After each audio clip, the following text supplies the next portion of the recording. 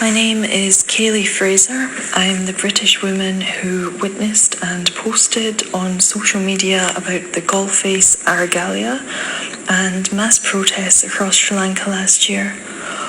I witnessed an oppressive government repeatedly use disproportionate force to shut down the protest and instill fear into the hearts of the people who dared to speak out against it.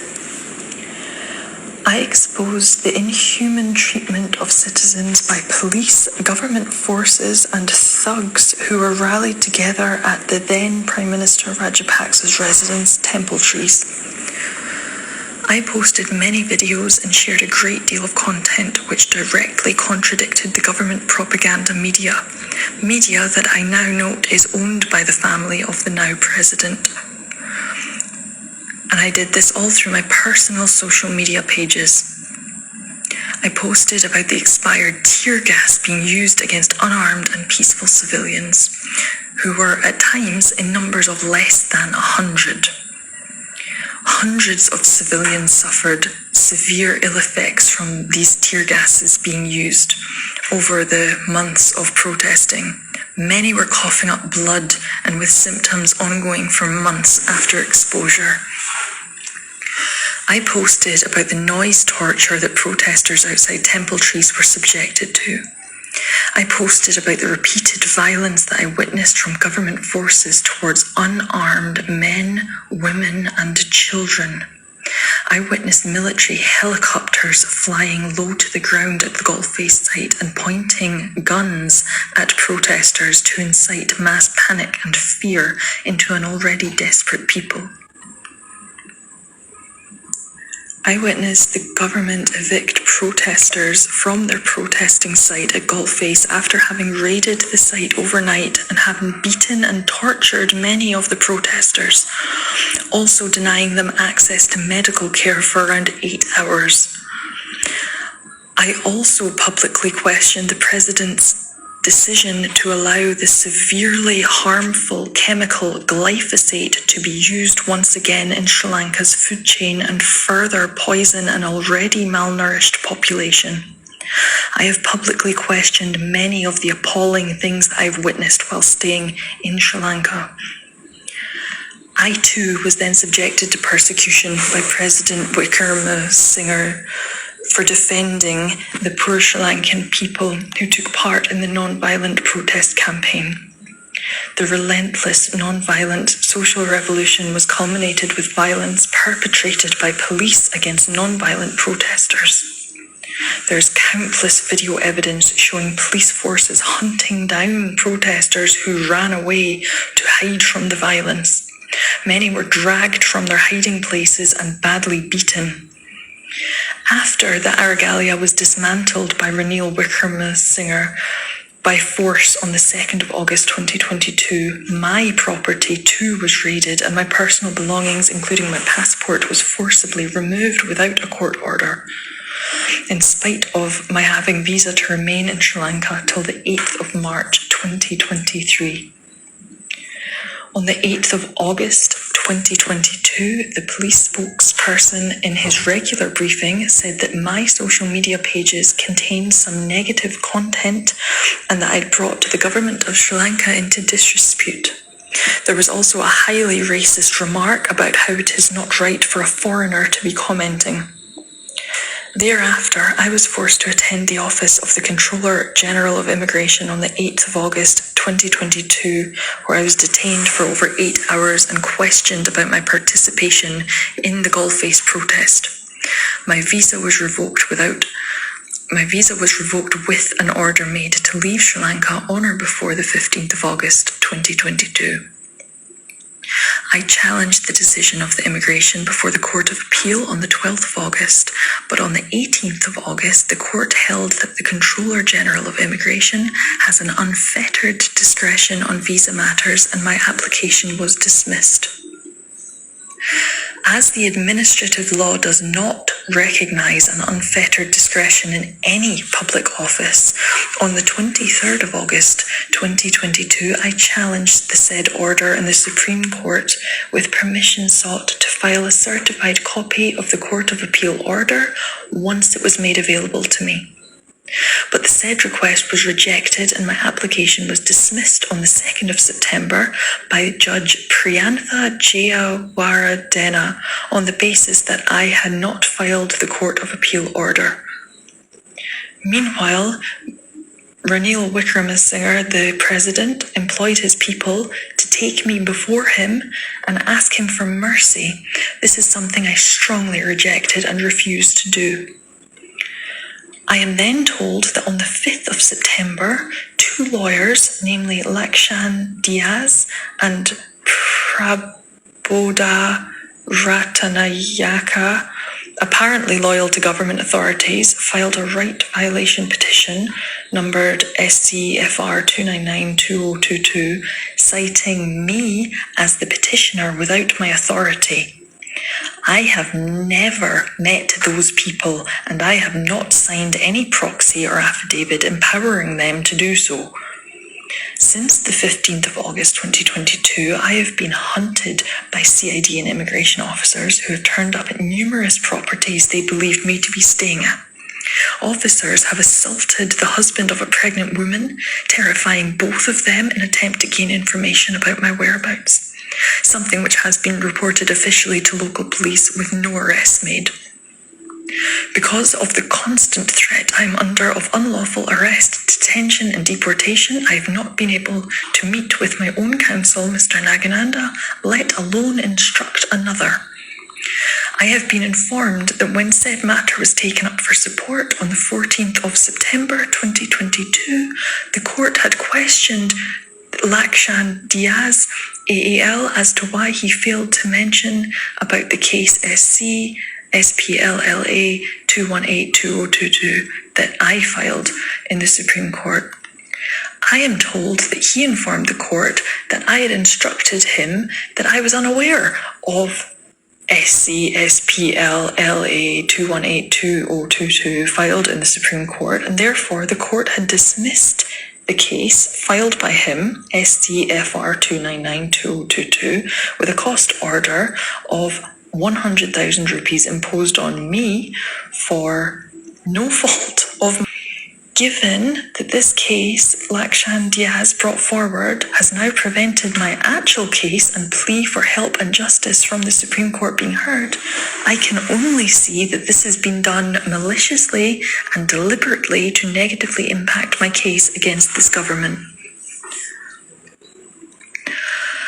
Further to the dismissal of my application for special leave to appeal, SC SPL 218-2022, I filed an application afresh, numbered SC SPL LA 246, in the Supreme Court on the 13th of September 2022, with the certified copy of the Court of Appeal order. On the 15th of November 2022, that application was again taken up for support before the same judge, Judge Priyantha Jayawardena, and despite my strong objections filed in writing to have my case heard before a different and impartial judge, the case was heard before Judge Priyantha. Once again, the matter was postponed until the 18th of January 2023. At this point, especially given that I had now learned of the strong connection between the Rajapaksas and Judge Priyantha Jayawardena, I cite 2 things here. One in Lanka E-News, printed March 3rd, 2021, that states Judge Priyantha Jayawardena is an extreme, and I quote, Rajapaksa supporter who brought to the post of Supreme Court judge during the presidency of Mahinda Rajapaksa whilst he was acting as Basil Rajapaksa's lawyer.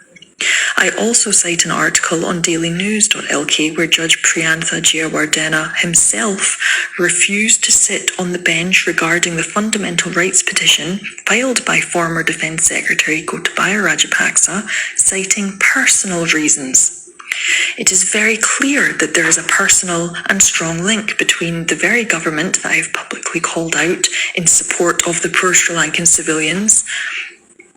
Given this, I do not believe in the possibility of justice through such a judge who is so strongly linked to these same people. So I had to request the Chief Justice to intervene and grant me a fair hearing.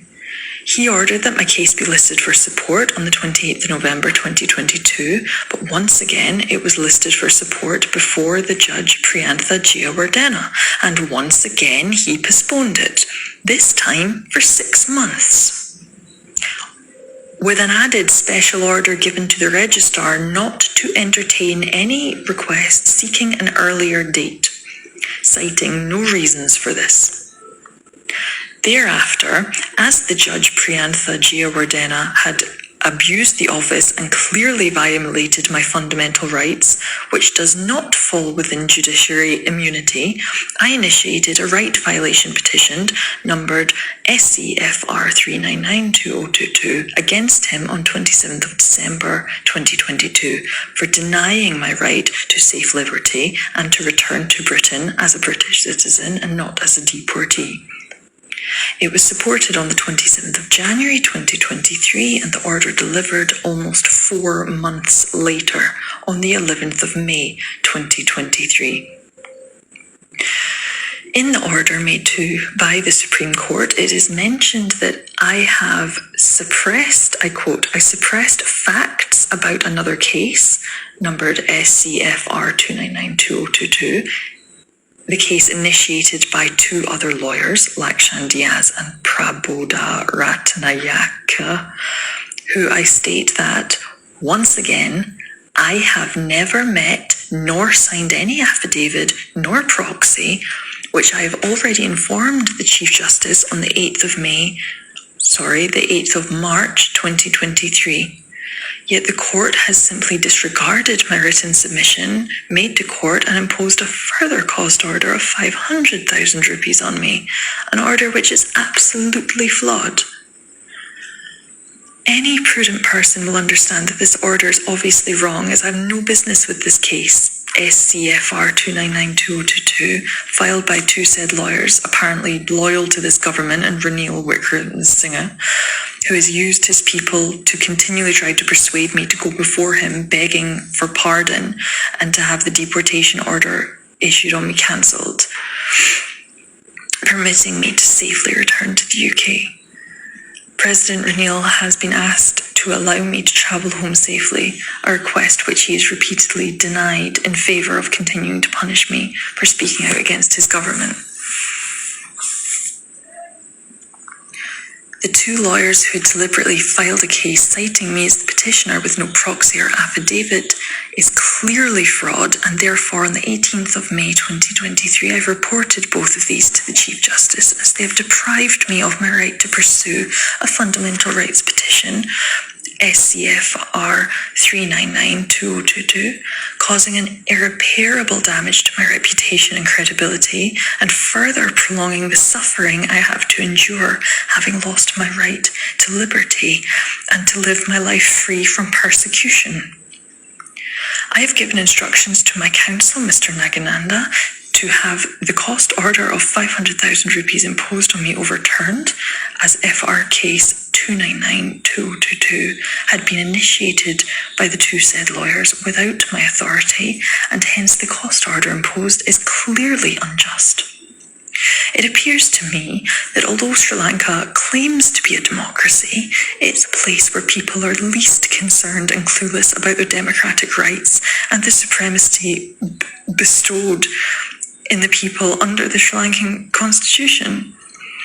It appears that the majority of people turn a blind eye to oppression and passively approve the corrupt 1225 politicians who appear to rob this nation with total immunity whilst keeping the judiciary at arm's length. I know that even though I've done my utmost best for the downtrodden people of this country, the people here, due to sheer ignorance and learned racism, condemn me for interfering with the internal affairs of the government of Sri Lanka. I know that even my counsel, Mr. Nagananda, who does his absolute best to protect my interests, absolutely pro bono publico, for the public good, he is also condemned by the people of this country for helping a foreigner who has no business with the Sri Lankan politics. I state clearly, I do not care for the politics of this country. I care for the people of this country. As a human being on this planet, I deeply care when I witness people being violently attacked just for raising their voice and gathering together in unison. No matter what is said between any people or between any people and their government, no matter what your point of view is, violence is completely abhorrent and unacceptable. Violence against unarmed and desperate people is even more abhorrent. It completely violates human rights law, instills fear in an already fearful public, creates absolute distrust of the government, and creates yet another completely undemocratic rule by terror country in this world. Is that really what Sri Lanka wants to be? Before the government